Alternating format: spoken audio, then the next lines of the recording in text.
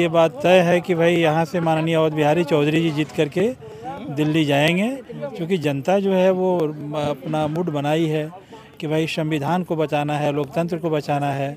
दवा बेचने वाले से कि भाई ये दवा काम करेगा ना, ये दवा फ़ायदा पहुँचाएगा ना, इसका एक्सपायरी डेट कब है। उसी तरह से यदि आप जनप्रतिनिधि को चुन करके भेजते हैं 5 साल के लिए, क्योंकि वो देश का महापंचायत होता है। सरकार बेटी बचाओ बेटी पढ़ाओ के बदले बेटियों को आधी सुरक्षा की, आधी आबादी के लिए उनको रोजगार की बात करती है, शिक्षा की बात करती है। जैसे तेजस्वी यादव जी बोल रहे हैं कि अगर बेटियां गोल्ड मेडल जीत के लाती हैं तो उनको डायरेक्ट हम डीएसपी बनाएंगे उन्हें। नमस्कार, आप सभी का स्वागत है दलार जी में और मैं हूं आपके साथ विशाल गौरव। और मैं अभी बढ़हरिया में मौजूद हूं और लोगों से बातचीत किया हमने। और अभी हमारे साथ आरजेडी के कद्दावर नेता मौजूद हैं और इनसे बातचीत करेंगे, तो बने रहिए हमारे साथ। स्वागत है सर। प्रोफेसर साहब क्या कहेंगे इस पर? अभी तेजस्वी यादव आए थे। तेजस्वी यादव जी आए थे। सबसे पहले आपके चैनल को मैं धन्यवाद दूंगा। तेजस्वी यादव जी आए थे बिहार के ये बढ़हरिया के गांधी मेमोरियल हाई स्कूल के कैंपस में। अच्छी खासी भीड़ थी और ये बात तय है कि भाई यहाँ से माननीय अवध बिहारी चौधरी जी जीत करके दिल्ली जाएंगे, क्योंकि जनता जो है वो अपना मूड बनाई है कि भाई संविधान को बचाना है, लोकतंत्र को बचाना है। तो उस हालत में जो भी उन्होंने बात कही कि भाई नौजवानों के लिए 1 करोड़ रोज़गार देने की बात कही, किसानों के हक की बात कही, उन्होंने शिक्षा के बारे में कहा कि भाई आपको कलम चाहिए कि तलवार चाहिए, तो आम जनता ने कहा कि कलम चाहिए।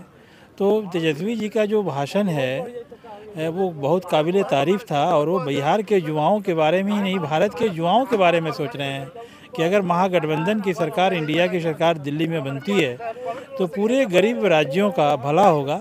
क्योंकि बात सही है कि भाई किसी भी देश का जो विकास है वो उसका पैमाना मंदिर, मस्जिद, गिरजाघर, गुरुद्वारा नहीं होता है। विकास का पैमाना प्रति व्यक्ति आय से होता है, प्रति व्यक्ति शिक्षा से होता है। देश कभी भी तरक्की करेगा तो रोज़गार से करेगा, कल कारखानों से करेगा, नौजवानों को नौकरी मिलेगा, किसानों को सही मेहनताना मिलेगा, तब जो है देश तरक्की करेगा।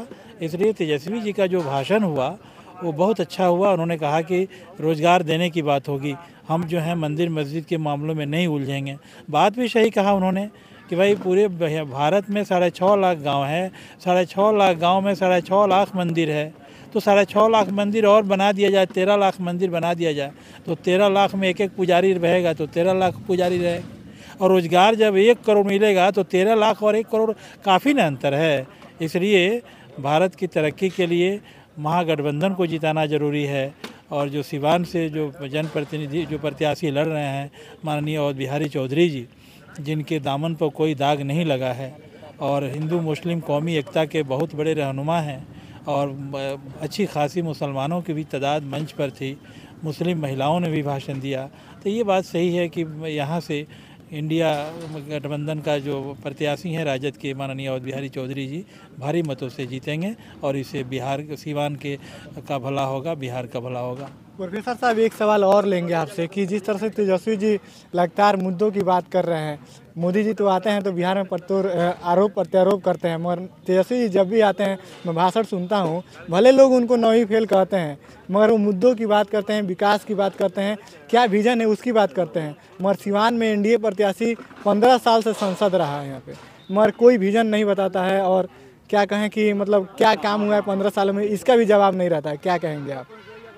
ये बात तो सही है कि 15 सालों में कोई काम नहीं हुआ, और काम नहीं हुआ तो यह बात पूरे सिवान की जनता को पूछना चाहिए आदरणीय मोदी जी से और आदरणीय नीतीश कुमार जी से कि आप जो 15 साल जो यहाँ एमपी रहा और उसने सिवान के लिए क्या क्या काम किया। तो अब तो वो चूँकि चुनाव में नहीं है वो लोग, तो इसलिए जनता सवाल किससे करेगी? जनता तो सवाल देश के प्रधानमंत्री से करेगी, बिहार के मुख्यमंत्री से करेगी। करते थे क्लास में, जब हमारे पास क्वेश्चन नहीं बनता था, जब याद नहीं होता था तो हम कॉपी घर पे छोड़ देते थे, नया कॉपी लेकर आ जाते थे। उसी तरह तो यहाँ पे भी हुआ है कि नया प्रत्याशी ला दिया गया है। अब ये तो देखिए ये राजनीति होती है, राजनीति में जो जीता वही सिकंदर माना जाता है। लेकिन तमाम लोगों को, पूरे जनता को अपने, जैसे आप जाते हैं एक दवा खरीदने तो दवा पर एक्सपायरी डेट होता है, मूल्य होता है, कंपनी का नाम होता है। तो आप पूछते हैं दवा बेचने वाले से कि भाई ये दवा काम करेगा ना, ये दवा फ़ायदा पहुंचाएगा ना, इसका एक्सपायरी डेट कब है। उसी तरह से यदि आप जनप्रतिनिधि को चुन करके भेजते हैं 5 साल के लिए, क्योंकि वो देश का महापंचायत होता है पार्लियामेंट, और पार्लियामेंट में राष्ट्रीय और अंतर्राष्ट्रीय मुद्दों का फैसला होता है, तो यदि वैसा कैंडिडेट जीत करके जाएगा जो वहाँ मुद्दा रखेगा, तो वहीं जो है क्षेत्र का विकास करेगा। और जो लोग बोल ही नहीं पाएंगे, वो संसद में जाकर के चुप रहेंगे, तो जिनके प्रतिनिधि ही अंधे, बहरे और गूंगे होंगे, तो आगे आने वाली नस्ल भी तो अंधी हो जाएगी, बहरी हो जाएगी, गूंगी हो जाएगी। इसलिए ये आपका सवाल उत्तम है कि 15 सालों में क्या उन्होंने किया, तो यह सवाल सिवान की जनता पूछ रही है बार बार। और यही वजह है कि प्रधानमंत्री जी नरेंद्र मोदी जी रोड शो कर रहे हैं और उनके पास विकास का कोई मुद्दा नहीं है, क्योंकि धर्म का मुद्दा बहुत दिनों तक नहीं चल सकता है। अभी आपने देखा श्रीलंका में क्या हुआ। श्रीलंका में धार्मिक पार्टियों ने जो उन्माद फैलाया, और जब जनता जान गई कि इस धर्म से इंसान का पेट नहीं भरेगा, धर्म पर्सनल अकीदा का चीज़ है, यकीन का चीज़ है, तो वहाँ पर क्या हुआ कि धर्म के ठेकेदार लोग या धर्म के जो धर्म के नाम पर राजनीति कर रहे थे, उनको 7-7, 8-8 MP को लोगों ने जिंदा जला दिया, नंगा करके मारा श्रीलंका में। तो इसलिए मैं ये कहूँगा कि ठीक है, राम मंदिर बन गया, कोई दिक्कत नहीं है। अब जो भारत का जो 22 करोड़ युवा घूम रहा है सड़कों पर डिग्री लेकर के, और 34 करोड़ युवा जो जिस देश में बेकार घूम रहा है, उन युवाओं के बारे में विज़न क्या है प्रधानमंत्री जी का, बिहार के मुख्यमंत्री जी का, ये बात लोग कहें कि हम क्या क्या देंगे, क्या क्या नहीं देंगे। ये ज़रूरी है गौरव जी, ये बहुत बड़ी ज़रूरी चीज़ है। जनता को जागरूक कीजिए, और इन जो युवा धर्म के नाम पर जय श्री राम का झंडा लेकर के मरने और मारने पर उतारू है, उन युवाओं को, जिन युवाओं के हाथ में कागज़ कलम स्याही रोजगार चाहिए था, किताबें चाहिए था, उन युवाओं को गुमराह कर दिया गया है। वे युवा गलत रास्ते पर चले गए हैं, तो आज भी उनके माँ बाप भी उनसे परेशान हो गए हैं कि इन युवाओं को तो नौकरी चाहिए था, लेकिन ये युवा को धार्मिक उन्माद फैला रहे हैं। इसलिए मैं ये चाहूँगा कि युवा लोगों को आप जैसे पत्रकारों को चाहिए कि युवाओं को अपना मुद्दा सरकार के सामने रखे, जनप्रतिनिधि के सामने। आदरणीय सतदेव राम जी 7वां बार विधायक हैं, तो इस हालत में ऐसे विधायकों से सवाल पूछा जाना चाहिए कि आपके क्षेत्र में जो युवा हैं उनके लिए क्या आपका विज़न है, क्योंकि हम उसी लिए MP MLA को चुनते हैं, उनसे सवाल करने का हमारा अधिकार है, हम उनको वोट दे करके आगे बढ़ाते हैं। तो यदि पूरे भारत के 543 MP से भारत का युवा सवाल पूछने लगे कि मेरे बारे में क्या सोचते हो, तो फिर इनको प्रॉमिस करना होगा और वादे को पूरा करना होगा। वो कभी भी आप दादागिरी नहीं चल सकती है लोकतंत्र में, किसी की दादागिरी न चली है न चलेगी। इसलिए भारत के युवाओं से मेरी अपील है कि वो जो लालू जी का लाल तेजस्वी यादव है, उसके हाथ को मजबूत कीजिए और रोजगार लीजिए। अगर रोजगार नहीं देता है तो अगले टर्म में इसको भी वोट नहीं दीजिए, जो वादा किया है उसको निभाओ तुम पहले।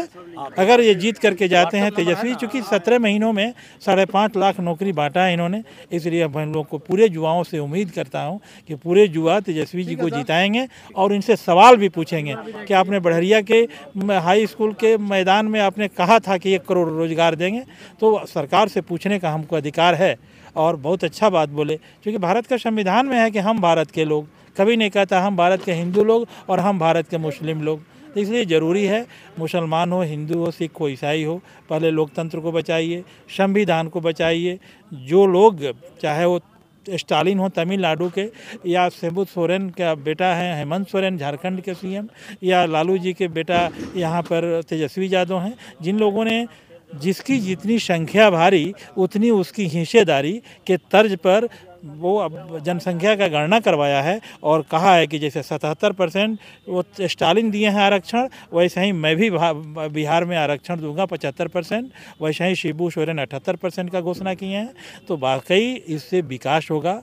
जब बेरोजगारों को रोजगार मिलेगा, नौजवानों को रोजगार मिलेगा, किसानों को उचित मूल्य मिलेगा, बेटी बहनों को उचित शिक्षा मिलेगी, उन्हें अवसर मिलेगा, तो देश तरक्की करेगा।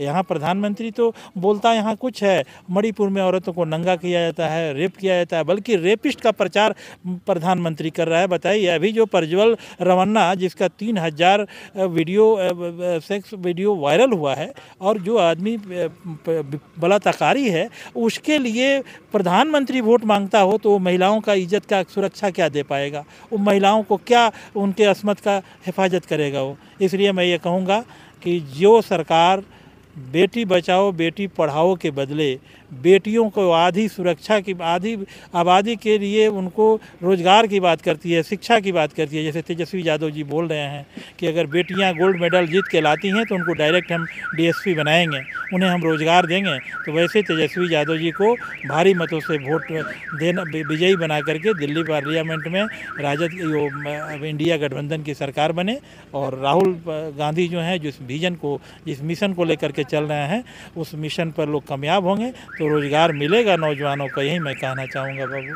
बहुत बहुत धन्यवाद आपका। अभी हमारे यादव जी और राजद में भी हैं, तो वरिष्ठ नेता हैं प्रदेश में, तो इनसे बातचीत किया और ये तमाम बातों बताएं। और सबसे बड़ी बात कि तेजस्वी यादव को लेकर जिन्होंने जिस तरह से कहा कि अगर तेजस्वी यादव काम नहीं करते हैं तो तेजस्वी यादव को भी ये नकार दिया जाए, यही बातें इन्होंने भी बताया। बाकी ये वीडियो कैसा लगा आप कमेंट करके बताइएगा। बहुत बहुत धन्यवाद।